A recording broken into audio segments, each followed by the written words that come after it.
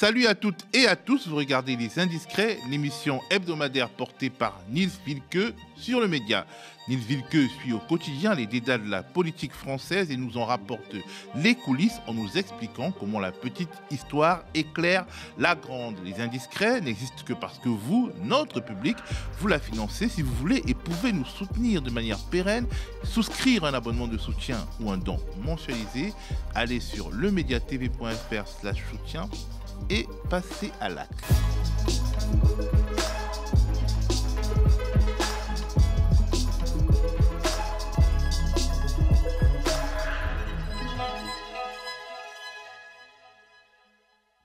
Au sommaire, quand Emmanuel Macron n'a plus de copains, le chef de l'État français, fâché presque avec la terre entière, se fait également ghoster, comme on dit, par ses propres troupes auxquelles il ne peut plus rien apporter en dehors de problèmes. Les coulisses de la mésentente entre Yael Braun-Pivet et Bayrou et pourquoi la direction du PS a sauvé le soldat Bayrou et ouvert la voie à un malaise en interne. On essaiera de comprendre. Nils, salut. Alors Emmanuel Macron est au Liban ce vendredi pour une visite éclair, sa troisième depuis l'explosion du port de Beyrouth en 2020, et il en profite pour communiquer. Et oui, évidemment, hein, très belle interview exclusive dans L'Orient le jour, le quotidien le plus connu francophone. Il explique que oui, le sursaut auquel on assiste au Liban est un espoir incroyable. Enfin, c'est surtout un espoir pour le chef de l'État, puisque il est quand même en plein marasme diplomatique, hein. La France a l'air quand même assez effacée sur la scène internationale. Et dernièrement, elle n'a joué aucun rôle dans le cessez-le-feu entre Israël et le Hamas. Les dirigeants africains détestent Emmanuel Macron, on en a largement parlé sur le média, pour ces mots, son vocabulaire jugé méprisant. Alors la preuve de ce malaise en interne, c'est que son chef de pôle diplomatique à l'Élysée, son Sherpa, comme on dit, Emmanuel Beaune, a proposé sa démission la semaine dernière. C'est la lettre média de pouvoir qui en a fait la révélation. Alors est-ce qu'on sait pourquoi Beaune a voulu se barrer, si on peut oser parler aussi trivialement? Oui, tu peux le dire, hein, parce qu'il y a eu quand même quelques coups de colère homériques de la part de ce conseiller expérimenté. Alors, apparemment, il a du mal à supporter son chef, hein. Décidément, c'est un peu, c'est un peu le leitmotiv, que ce soit à l'Élysée ou en Macronie. C'est vrai que Macron part un peu dans tous les sens, hein, m'explique une source à l'Élysée. Dans son discours aux ambassadeurs, dont on a parlé la semaine dernière, Macron s'en est pris à la fois à Elon Musk, à l'Algérie et au Sénégal. Ça fait beaucoup de cibles, comme l'explique ma source. Et donc, c'est une des raisons qui font que le conseiller diplomatique du chef de l'État a menacé de quitter le navire. Il y a aussi des tensions, apparemment, avec l'état-major du président, donc les militaires, en fait, qui essayent évidemment de peser de tout leur poids sur la politique diplomatique du pays. Alors, évidemment, Emmanuel Beaune n'est pas parti, finalement. Le chef de l'État a pu le retenir, mais c'est bien la preuve qu'il y a quand même des tensions dans son premier cercle, même si son entourage tente de faire du damage control auprès de nos confrères et consoeurs de la presse. Alors, quand ça va mal en France, Théo, la visite à l'étranger est toujours une porte de secours pour le président, pour les présidents d'ailleurs français. On le voit ce matin avec les images d'Emmanuel Macron, tout sourire face aux Libanais, avec un petit bain de foule, voilà, savamment concocté par ses équipes de communication. Mais en France, ça ne s'arrange pas. L'Élysée scrute les sondages successifs et la cote de popularité du chef de l'État reste désespérément plate. Il est toujours à 20% d'opinion favorable. Il a bien dégringolé dans les sondages, selon une dernière étude Ipsos pour la Tribune du Dimanche publiée la semaine dernière. Et d'ailleurs, l'un de ses interlocuteurs réguliers m'explique que les Français ne lui pardonnent toujours pas la dissolution parce qu'ils n'ont pas compris cette décision et apparemment, il a quand même fait un examen sur lui-même et il en aurait conscience, me dit cette source. Il est jamais trop tard. Alors on peut voir le visuel du sondage qui montre effectivement cette dégringolade assez impressionnante quand même pour le président français. Alors Nils, un malheur ne vient jamais seul et le Sénat est en train de faire un enfant dans le dos à Emmanuel Macron. Et oui, au même moment, le Sénat détricote son bébé, le SNU, critiqué de toutes parts pour son coût faramineux, son encadrement défaillant. On ne compte plus les mises en cause d'encadrants auprès des jeunes. Et donc, effectivement, le SNU est désormais privé de budget puisque le Sénat a voté ce jeudi, donc hier, hein, au moment où on enregistre cette émission, pour supprimer les crédits budgétaires alloués au déploiement de ce programme, estimant sa généralisation, je cite, ni possible ni souhaitable. Encore un échec pour Emmanuel Macron. Et qu'est-ce que disait Prisca Thévenot, l'ancienne ministre dédiée au SNU déjà? Regardez, tiens. La porte-parole du gouvernement, Maud Bréjean, votre successeur, a précisé que le gouvernement ne souhaite pas supprimer, dit-elle, ce SNU, mais elle reconnaît la situation financière telle qu'elle est aujourd'hui ne permet pas la généralisation. Elle était prévue pour 2026. Est-ce que vous croyez toujours à la généralisation du SNU? Moi, je pense qu'on ne peut pas avoir d'entre-deux. Soit on va sur la généralisation, soit, pardon, on arrête. Bah du coup, on arrête. Alors, il y a pire, hein, Théo, puisque le président est ghosté par ses propres troupes, hein. C'est vrai que, les députés, mais aussi les cadres du parti Renaissance, désormais, se détournent du chef de l'État. Vraiment, il n'est plus au centre du jeu, on n'en parle plus entre nous, c'est ce que m'assure un député macroniste qui n'a pas digéré, toujours pas, la dissolution. Et un autre cacique, hein, de Renaissance, qui est un cadre au sein du parti, me dit, «C'est cruel, mais mérité». Bon, il y a aussi le rôle de Gabriel Attal, un peu toxique, hein, dans cette décomposition de l'autorité du chef de l'État, et on me dit: «C'est lui qui devient, le patron de fait», puisqu'effectivement, maintenant, il est à la tête de Renaissance. On passe à Yael Braun-Pivet. Apparemment, elle et François Bayrou ne sont pas les meilleurs amis du monde. C'est vrai et très honnêtement, ça a été remarqué à l'Assemblée nationale, et on a vu la présidente, de l'Assemblée, afficher des rictus, hein, lors de la prise de parole, de François Bayrou mardi, lors de sa déclaration de politique générale devant les députés. Alors malheureusement, le réalisateur, des débats à l'Assemblée n'a pas pointé, les caméras sur elle, c'est dommage. Mais, parmi les députés, dans le public, parmi les journalistes aussi, on m'a rapporté qu'elle avait plusieurs fois marqué publiquement sa désapprobation avec, les propos de Bayrou. Alors c'est assez inhabituel en réalité, parce que la présidence de l'Assemblée est censée garder une certaine neutralité, hein, durant les débats. La présidence de l'Assemblée est pas censée, prendre parti.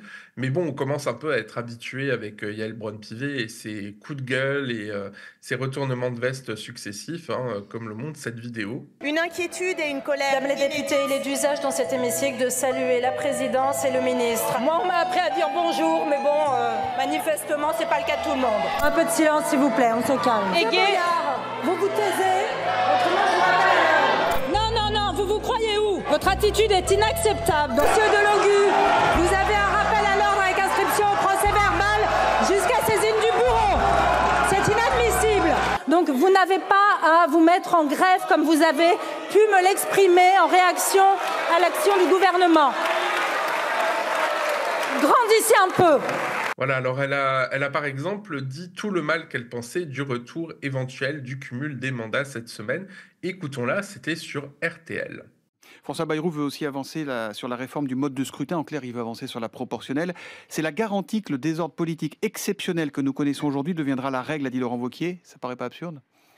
Alors écoutez, il y a ceux qui sont favorables et ceux qui sont contre pour la proportionnelle. Moi, je suis pour la proportionnelle. Je pense que les Français seraient davantage représentés et surtout que ça invite à construire des coalitions et qu'on sortirait d'un système simplement majoritaire. Donc j'y suis toujours favorable. Et comme vous le savez, je suis toujours extrêmement opposée au retour du cumul des mandats. Ça, on vous a vu faire non de la tête hier sur votre donc je suis très expressive. Moi, je suis constante. Je ne veux pas le retour des baronnies locales. C'est ce qu'on a remplacé en 2017, il n'est pas question de le récréer en 2025. Voilà un joli message subliminal envers Bayrou, hein, qui s'était rendu quand même en jet au conseil municipal de Pau tout en restant maire, en arrivant à Matignon, parce que pourquoi pas. Et elle l'avait bien égratigné à ce moment-là aussi. Au moment où Bayrou affirme donc devant l'Assemblée jeudi qu'il veut revenir sur ce non-cumul des mandats, elle a fait non avec la tête depuis la tribune. C'est ce que m'ont rapporté plusieurs députés de gauche qui étaient présents. Il y a un autre sujet de friction en fait avec Bayrou, c'est par exemple la fin de vie. La présidente de l'Assemblée, on le sait, elle mène un lobbying intense pour faire inscrire ce texte en haut de la liste des priorités de la chambre basse. Mais Bayrou, au-delà d'être de droite, c'est aussi un catholique très pratiquant. Autant te dire que l'euthanasie, c'est pas du tout son truc. Son entourage est ultra catho, ils s'en foutent de la laïcité, des progrès sociétaux. C'est ce que ce que me confie un conseiller ministériel qui les voit à l'œuvre au quotidien. Et d'ailleurs, ce mardi, lors de son discours, Bayrou a expédié le sujet en 2 phrases, sans annoncer de calendrier. On l'écoute. Le Parlement a de ce point de vue des prérogatives qui doivent être pleinement respectées et le seront. Je pense en particulier à son pouvoir d'initiative qu'il ne manquera pas d'exercer sur des sujets importants dans notre société comme la fin de vie. L'autre souci aussi, c'est que y a plusieurs ministres de son gouvernement, tendance Manif pour tous, qui sont très peu à l'aise avec la fin de vie, c'est le cas de le dire, qui sont carrément opposés. C'est le cas d'Annie Genevard ou encore de notre fameux Bruno Retailleau. Évidemment, ça ne plaît pas du tout à Yaël Braun-Pivet. Alors pourquoi une telle rivalité dans le fond? Mais parce qu'ils sont tous les deux obsédés par une date, et je te le donne dans le mille, c'est 2027, la présidentielle. Ils sont tous les deux obsédés, et puis ils sont totalement égocentriques, hein, c'est ce que m'explique un député macroniste qui les connaît bien, et qui rappelle notamment le surnom donné à Yaël Braun-Pivet à l'Assemblée, TPMG, hein, en référence à l'émission de Cyril Hanouna, tout pour ma gueule. Bon, il y a un conseiller ministériel qui relativise un petit peu cette rivalité, qui m'explique qu'il y a bien de la place pour 2 énormes melons sous la coupole de l'Assemblée. Bon, c'est vrai que c'est pas la première fois que l'Assemblée nationale accueille de gros égos sous la Ve République. En tout cas, on va suivre évidemment le feuilleton entre François Bayrou et Yaël Braun-Pivet. Alors justement, pour parler de l'Assemblée nationale, le Parti socialiste a fini par soutenir François Bayrou et à ne pas voter la motion de censure concoctée par la France insoumise pour le faire tomber. Bayrou est là et bien là. Ah mais c'est la grosse teuf là à Matignon, hein, depuis hier soir. Même si François Bayrou est pas connu pour danser, voilà, pour faire des danses de la joie, mais là en l'occurrence, son entourage ne se tient plus. Force est enfin à acheter une paire de couilles, hein. C'est ce que m'explique un peu vulgairement quand même un soutien de Bayrou ce matin quand je l'ai interrogé sur la volte-face du patron du PS. À l'Élysée, même rengaine, hein, c'est la danse de la joie où Macron a salué devant ses proches l'émergence d'une culture du compromis en France. Rien que ça, Théo. Point.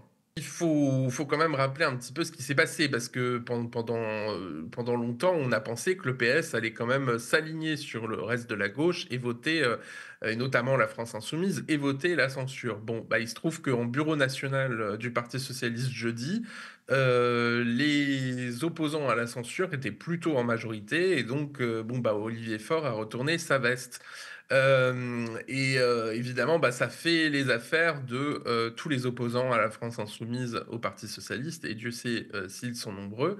Et voilà, Olivier Faure a retrouvé quand même un certain leadership en interne, ce qui l'arrange bien, puisque on rappelle que bientôt, il va y avoir le congrès du Parti socialiste, où le premier secrétaire est quand même challengé par plusieurs rivaux en interne. Et donc, c'est un moyen aussi pour lui de retrouver de la force au sein du parti. Il y a eu aussi le jeu de Matignon, de François Bayrou, qui a quand même multiplié, disons, les échanges avec le Parti socialiste. On sait qu'il a fini par transmettre au Parti socialiste une liste de courses jeudi, donc en gros toutes les mesures qu'il était prêt, sur lesquelles il était prêt à revenir, pour permettre aux socialistes de garder la tête haute et surtout de ne pas le censurer à l'Assemblée.